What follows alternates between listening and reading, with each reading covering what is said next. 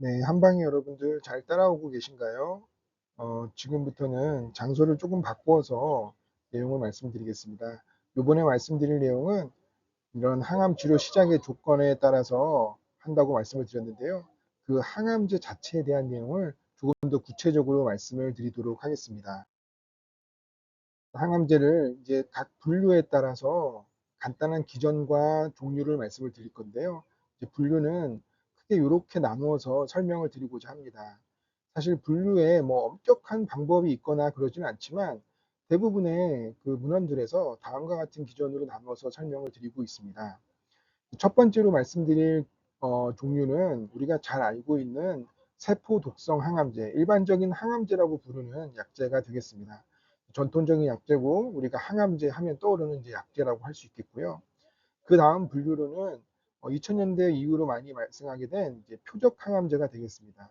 보통은 이제 어떤 타겟에 대한 모노크로널 안티바디 약제라든가 혹은 그 타겟에 대한 티로신 카이나제 이니비터 등이 여기에 이제 속한다고 하겠습니다. 다음으로는 암세포 자체도 일종의 이물질이기 때문에 그런 이물질에 대한 우리 몸의 면역 반응에 의한 암세포를 제거할 수 있는데 그 과정에서 이제 면역력을 회피하는 방식으로 암이 진행하게 됩니다. 그런 회피된 암세포를 다시 인식해서 적절히 공격할 수 있도록 유도하는 면역 항암제가 또 한 종류가 있다 하겠고요.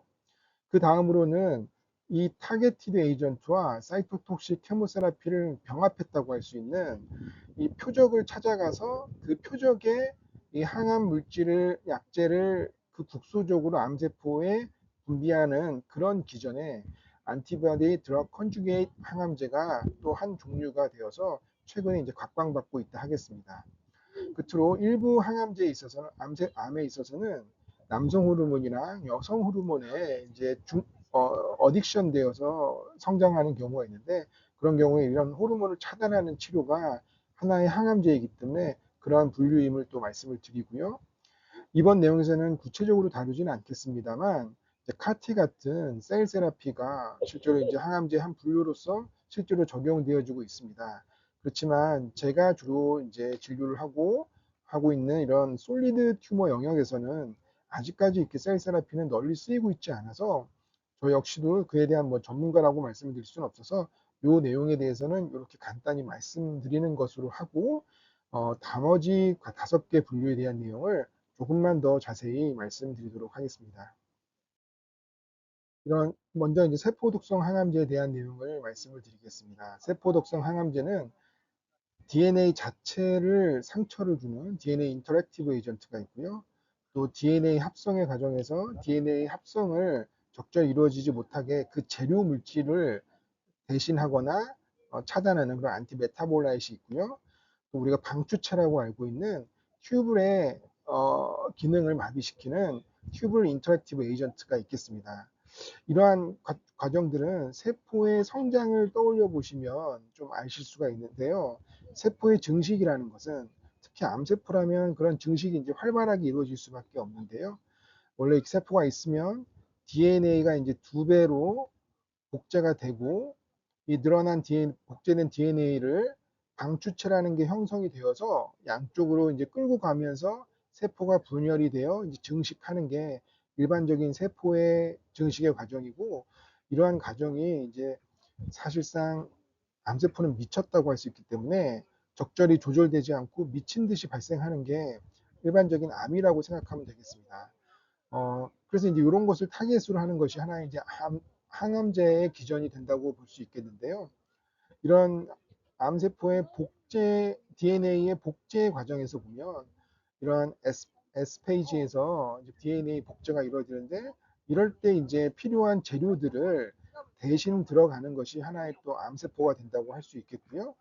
또 여기서 이제 끌어당겨야 되는 방주체의 기능을 마비시키는 게 또 하나의 이제 암세포의 기전이라고 하겠고 또 DNA 자체를 아예 이렇게 상처를 내버리시는 것이 이제 DNA 인터랙티브 에이전트라고 하겠고 DNA가 이렇게 2번 슈퍼 코일링이 되어 있는데요.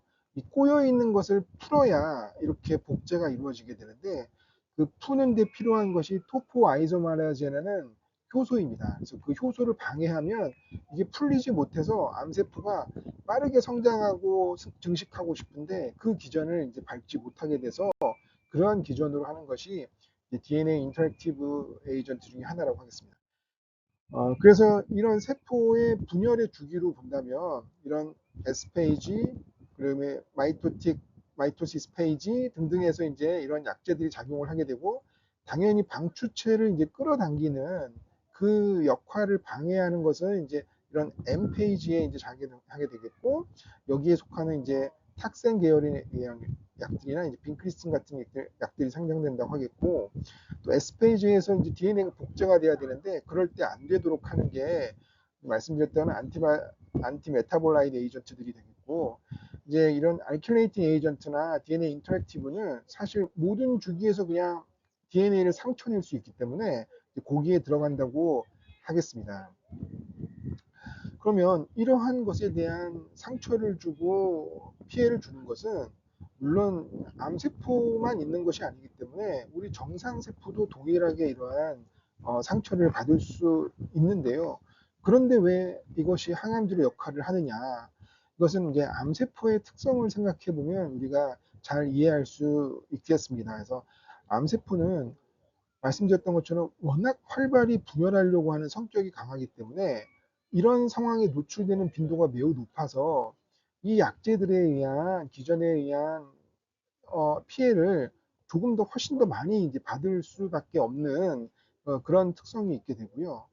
또 이런 안킬레이팅 에이전트나 이 DNA 스트레인드 브레이케이지 같은 경우를 썼을 때 DNA가 이렇게 상처를 한번 받게 되면 우리 정상 세포는 아주 정교한 그런 교정할 수 있는 방법들이 잘 발달돼 있어서 대부분은 정교하게 수리해서 정상적인 기능을 유지하면서 이어나가려고 하는 그런 특성이 있습니다.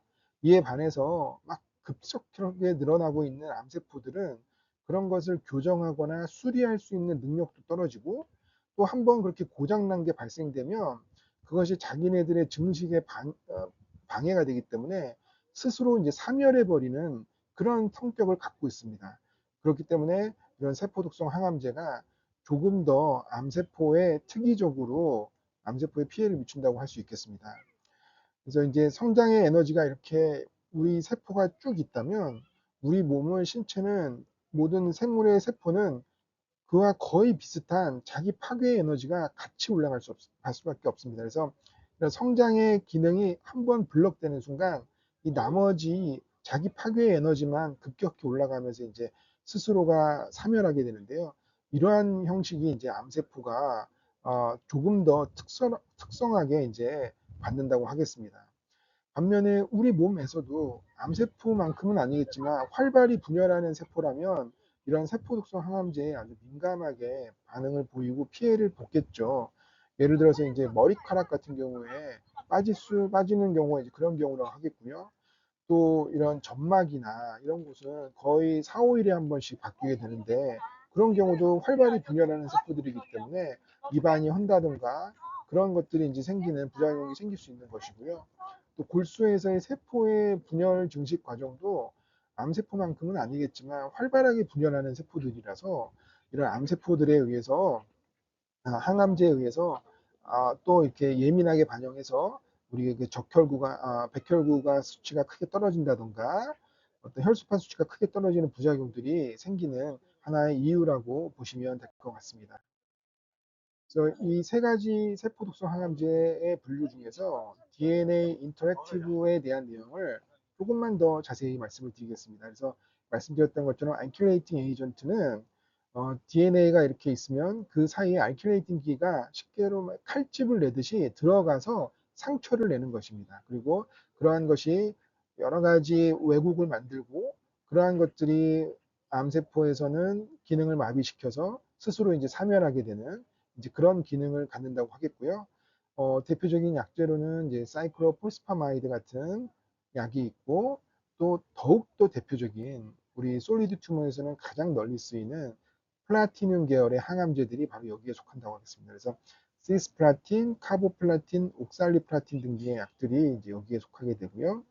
그래서 이제 사이클로포스파마이드 같은 경우는 뭐 저는 주로 안 하지만 이제 림포마에서 R찹 레지멘에서 이 C에 들어가는 약재라고 이해하시면 되겠고요.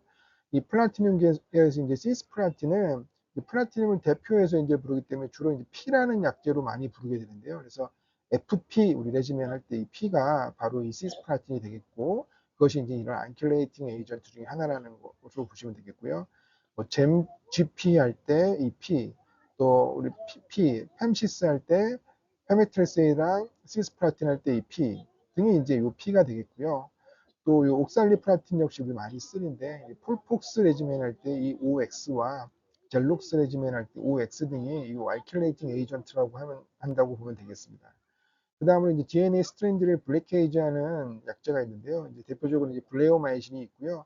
사실 알킬레이팅 에이전트도 어느 순간에는 DNA 스트랜드를 블레이크 하는데, 이제 블레오마이신 같은 경우는 어떤 프리 라디칼에 의해서 DNA를 이제 잘라버리는 그런 이제 기전을 갖는다고 하게 되겠고요. 점셀 튜머에서 많이 쓰는 BEP 레지멘의 B가 바로 이제 블레오마이신이라고 하겠습니다. DNA 인터랙티브 에이전트 중에 그 슈퍼코일링을 풀어내야 되는 토포 아이소머라이즈를 이니비션하는 그런 기전의 약재가 또 있다고 말씀을 드렸는데요. 거기에는 이제 이리노테칸, 토포테칸하는 약재가 하나 있고, 또 아드리아마이신 혹은 독소루비신이라고 부르는 약재가 있고, 또 에토포사이드 등의 약재가 있겠습니다. 그래서 이런 이리노테칸이라는 약재는 폴피리 할 때 이 이리노테칸이 되겠고요. 또 아드리아마이신이나 독소루비신은 과거 이름이 이제 하이드록시 다우노르비신이었기 때문에 이 R착 같은 경우에서 보면 이 H가 바로 그 이 아드리아마이신이라고 보면 되겠습니다. 또 다른 토포 아이소마즈 이니비토로 에토포사이드가 있는데요. 여기서 이제 E를 따서 우리가 이제 EP라든가 E카보 등이 이제 그때의 약재로 생각하시고 이해하시면 되겠습니다.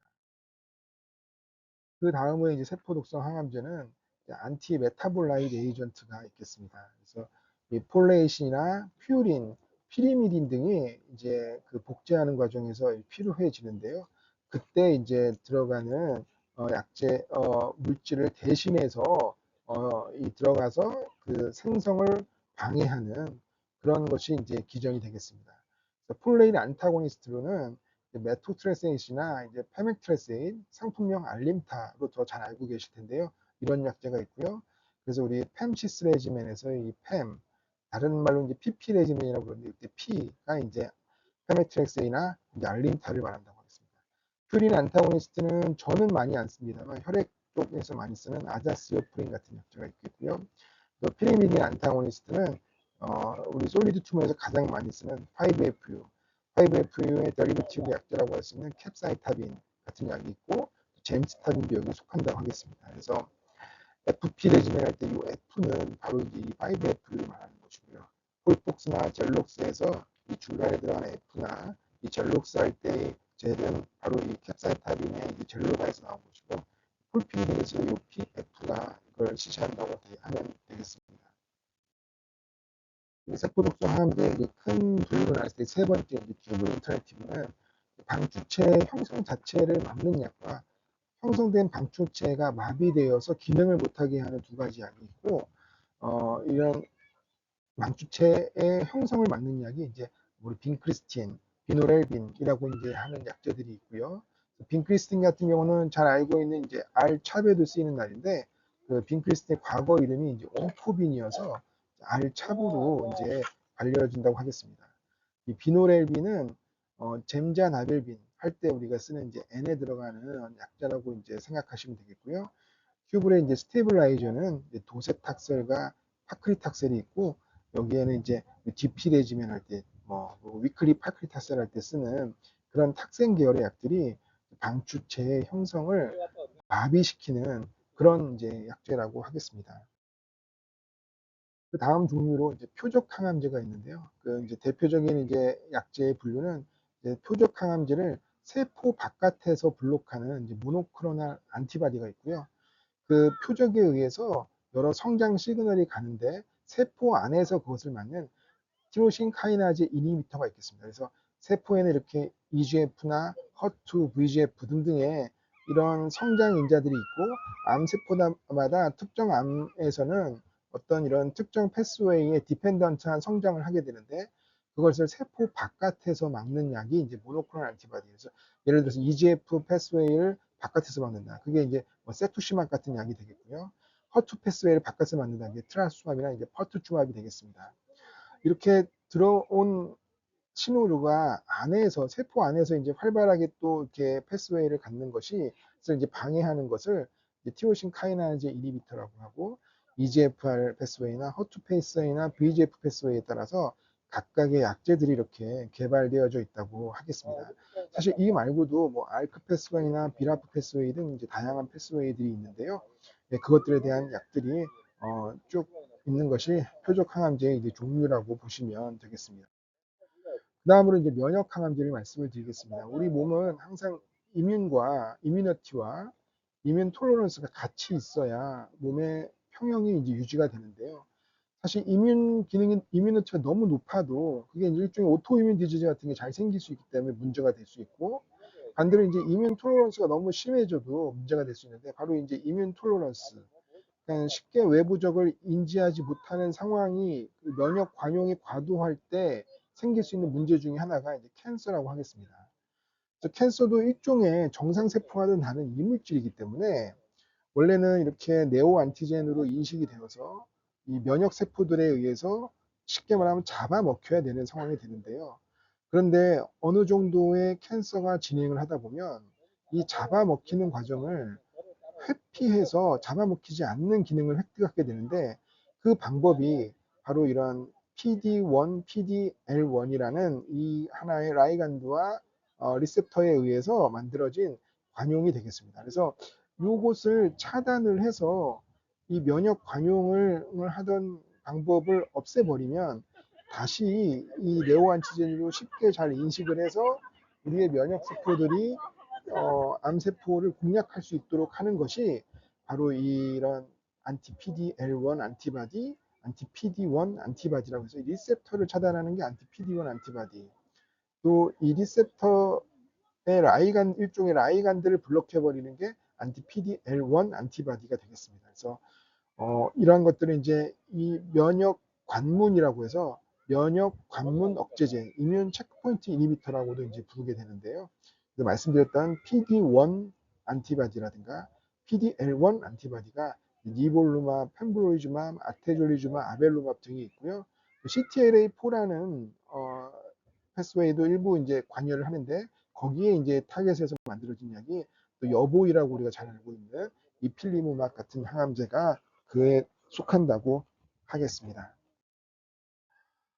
네 번째로 안티바디 드럭 컨주게이시 되겠습니다. 이것은 어, 요 전전번 슬라이드에서 말씀드렸던 이 모노크로날 안티바디라고 하는 표적 항암제가 암세포를 찾아갈 수 있도록 하는 기전에 일반적인 맨 처음에 말씀드렸던 사이토톡식 케모세라피를 이렇게 붙여서 이것이 주로 이제 암세포 위주로만 혈관을 타고 가다가 암세포 위주로만 찾아 들어가서 여기를 통해서 세포 안으로 인터널리제이션 된 다음에 이 암세포 세포 안에 어떤 특이적인 환경에 의해서 이 페이로드라고 불렀던 사이토톡식 케모세라피 에이전트들이 이제 분리되어 나와서 이 암세포를 이제 공략을 하고 또 이 페이로드들은 이제 하이드로포빅해서 이 세포막을 잘 통과합니다. 이 모노클로널 안티바디에 붙어 있는 상태에서 하이드로필릭해서 잘 분리가 안 되는데 이 안에서는 잘 분리가 돼서 세포막을 빠져나가서 주변 암세포까지도 이제 효과를 미치는 바이스탠드 이펙트를 갖고 또 이 모노클로널 안티바디 자체가 여러 가지 이펙트 셀에 의한 어, 과정을 이제 활성화시키기 때문에 그런 이뮨 리스폰스에 의해 그 약제가 이 세 가지 기전이 되는 약제라고 하겠습니다. 이 부분에 대한 내용은 아주 최근에 아주 각광받고 있기 때문에 제가 조금 더 자세히 해서 다음번 콘텐츠로 제가 업로드를 할 예정이니 그때 다시 한번 이 내용을 조금 더 구체적으로 확인하시면 되겠습니다. 다섯 번째, 제가 오늘 다룰 내용에서 이제 끝으로는 호르몬 자체를 타겟으로 하는 항암제가 되겠는데요. 대표적으로 제가 주로 치료하는 전립선암에 대한 예를 말씀을 드리겠습니다. 그래서 전립선암은 남성 호르몬, 테스토스테론으로 대표되는 남성 호르몬을 테스토스테론이 대부분 차지하는 안드로젠이라는 남성 호르몬을 먹고 사는 암입니다. 그래서 그것을 없애는 것 자체가 이제 항암제가 되는데요.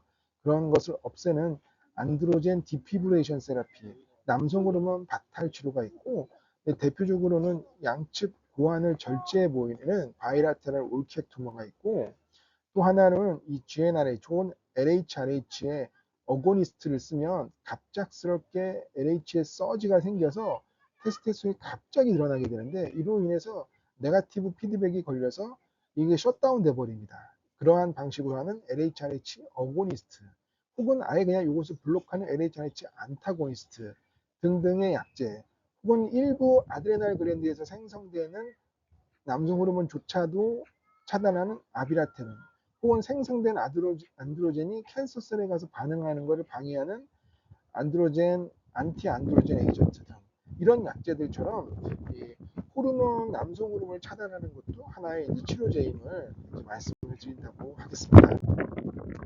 그래서 이렇게 5가지 큰 분류로 이제 제가 말씀을 드렸는데요. 이 내용을 기억을 하시고 이제 조금 더 확인을 하시면 이제 항암 치료에 대한 이해가 도움이 되실 거라고 이제 생각이 됩니다. 이렇게 말씀드린 거는 이제 항암제의 기전에 의한 분류이고요. 조금 더 짧게 제가 그 항암 치료의 분류를, 항암 레지멘에 따른 치료의 분류에 따른 내용을 한번 다른 각도에서 한번 말씀을 드려보겠습니다. 그래서 첫 번째로 우리가 이제 팔리어티브 케모세라피라고 부르는 것은 뭐 다들 잘 아시겠지만 한번 조금만 더 구체적으로 살펴보면 이해하시는 데 도움이 되실 것 같은데요. 예를 들어 이렇게 메인 메스의 암종이 있고, 주변에 이렇게 크게 전이된 메스가 있고, 이렇게 너무 작은 거는 이제 영상에서 안 보인다라고 우리가 가정을 했을 때, 이렇게 이미 시스테믹한 디지즈로 진행을 해서 뿌리 뽑을 수 없는 상태, 그래서 다독거리는 목적의 항암을 하는 것을 우리가 이제 팔리어티브 케모세라피라고 일반적으로 부르게 됩니다. 이에 반해서 이제 어주번트 케모세라피는 영상을 찍었을 때 이런 마이크로 메타스타틱 리전이 있을지 없을지 알 수는 없지만, 하여튼 이 캔서만 보여지는 상태에서 이 캔서를 수술적 치료로 완전 절제를 하고, 이어서 있을지 모르는 이런 마이크로 메타스타틱 리전의 이라디케이션을 위해서 하는 것을 우리가 어주번트 케모세라피라고 부릅니다. 그래서 조금 요즘 들어서 이제 혼란스러울 수도 있는 부분이 있는데요. 예를 들어 이렇게 있고 한 가지만 이제 크게 보일 때, 사실 이거는 이제 사기인데, 이제 수술에 부담이 크지 않고 이러한 올리고 메타스타틱 이전에서 완전 절제를 했을 때 도움이 된다는 근거들이 있는 암종에 있어서는 이렇게 수술을 하고 이어서 이제 항암 치료를 하게 되는데요. 이럴 때는 사실 시스테믹 디지즈로 가지 않았을 때 우리가 수술을 해야 하는 걸 어주번트라고 하기 때문에 어주번트라는 말을 붙이기가 좀 애매합니다. 그래서 이럴 때 우리가 붙이는 말이 포스트오피 케모세라피라는 표현을 써서 이제 부르고 있고요. 그 다음은 이제 네오어주번트 케모세라피는 완전 절제가 가능한 시점에서도 이것을 마이크로 메타스타틱 리전에 있을 가능성이 매우 높은 암종의 특성이 있거나 해서 항암 치료로 먼저 이런 부분들을 제거할 수 있거나, 혹은 암을 조금 더 사이즈를 줄여서 하거나 등등의 이득이 있을 때 수술 전에 미리 하는 것을 이제 네오어주번트 케모세라피라고 합니다. 하지만 이 역시도 이미 수술을 할 수 있는 상황에서 네오어주번트 케모를 해서 이득이 있다고 볼 때 하는 게 네오어주번트 케모세라피라서 라고 이해하시면 될 것 같고요.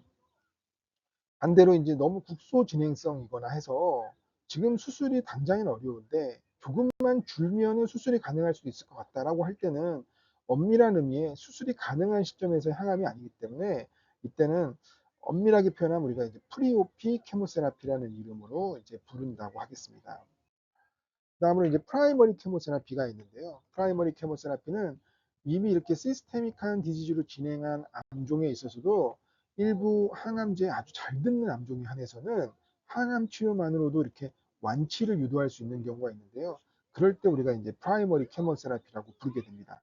대표적으로 제가 또 전문으로 치료하고 있는 점셀 튜머가 그런데요.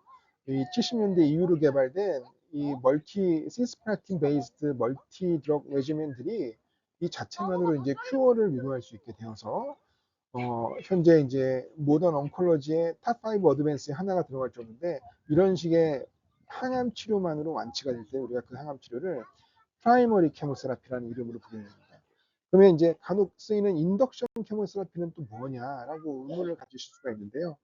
인덕션 케모세라피는 이러면 암세포는 이렇게 곰퍼티지한 커브를 통해서 이렇게 성장을 하는데 어느 정도가 생성되면 이 분열이 활발히 일어나지 않는 플라티오 상태를 이르게 되고 이 플라토 상태에서는 세포 분열이 많지 않기 때문에 앞서 말씀드렸던 그런 항암 치료제의 기전이 작용할 수 있는 여지가 좀 잘 안 듣게 됩니다. 그래서 사이즈가 너무 크면 잘 안 듣게 되는데요. 그래서 이렇게 클 때는 좀 강하게 항암제를 하고 나중에 좀 줄어든 상태에서 좀 약하게 메인터넌스나 컨솔리데이션 하게 되는데 그럴 때 이렇게 급하게 할 때는 우리가 이제 인덕션 케모세라피라는 이름으로 부르게 돼서 이것과 또 프라이머리 케모세라피는 분리해서 생각할 수 있을 것 같습니다.